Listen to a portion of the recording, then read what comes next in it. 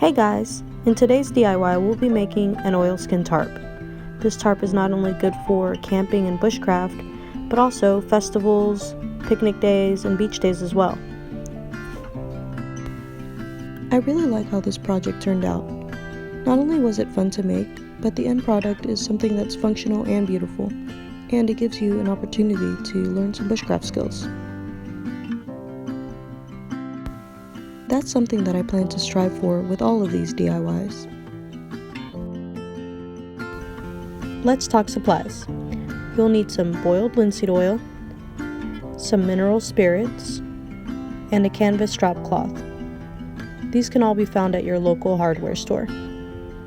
You'll also need some scissors, needle and thread or stitching awl, and some cotton webbing.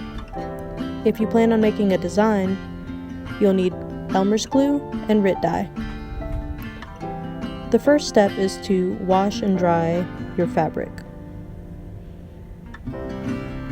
After that, you could freehand the design with the Elmer's glue directly on the canvas.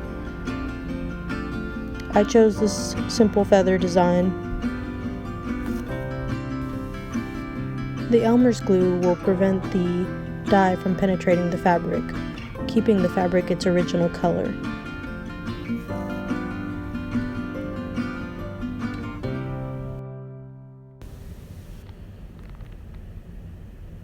Once you're finished drawing your design on, you'll just need to let it dry completely. Then you'll be ready for the next step.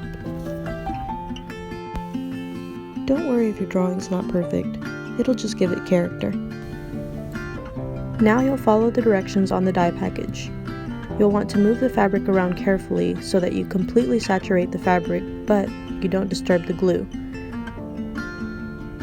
Next, you'll rinse the fabric until the water runs clear. Check your fabric to make sure that the color is what you wanted, and if so, go ahead and put it in the dryer. This will help set the dye.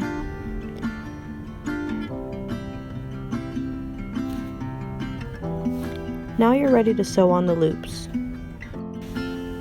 Cut a 6-inch piece of cotton webbing for each corner, the middle of each side, and the center of the tarp. You can always add more if you'd like. To sew on my loops, I'm using a stitching awl. This helps create a really secure connection. I'll guide you through how to use it here.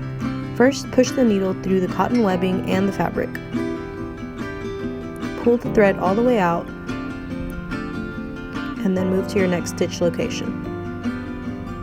Push it through the cotton webbing and the fabric again, but this time pull back just a little bit to create a loop and pull your tag end through the loop. Move to your next stitch spot and do the same thing.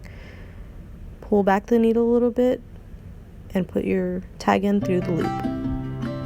Repeat this for each corner and then go over the same stitches so that you'll have a nice strong connection.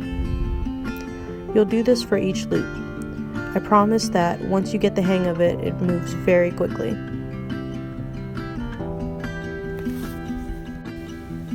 I like using the stitching awl because it has a strong wax thread that is also waterproof. Once you get to the end, when you pull the needle back a little bit, give it a tug so that it has a little bit of slack and you can snip the end. Now you can pull the needle out and tie off the 2 tag ends. I just used a simple overhand knot and double knotted it.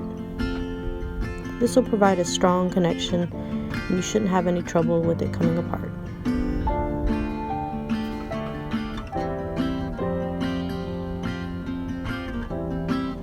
Once you've done this with all your loops, you'll be ready to go to the next step, which is waterproofing. If you're using needle and thread, be sure to use a thread that is heavy duty, and then go over your stitches several times so that you get a nice strong bond.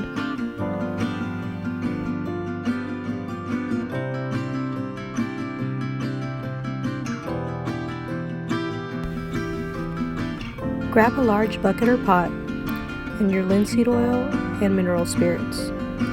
You'll want to mix this in a 50-50 ratio, which means you'll use 1 can of each. I used about a gallon. Dip your tarp in carefully so that you don't spill any, and move it around until it's completely saturated. Then you're going to hang it to dry. Check for any missing spots and reapply if necessary. The curing process can take anywhere from 3 days to a week. You'll know it's ready when it doesn't feel tacky anymore. You can also test it by adding a little bit of water and seeing if the water beads. I hope you found this DIY helpful. If you have any questions, feel free to leave them in the comments below and I'll respond as quickly as possible. Don't forget to like and subscribe if you'd like to see more DIYs like this one.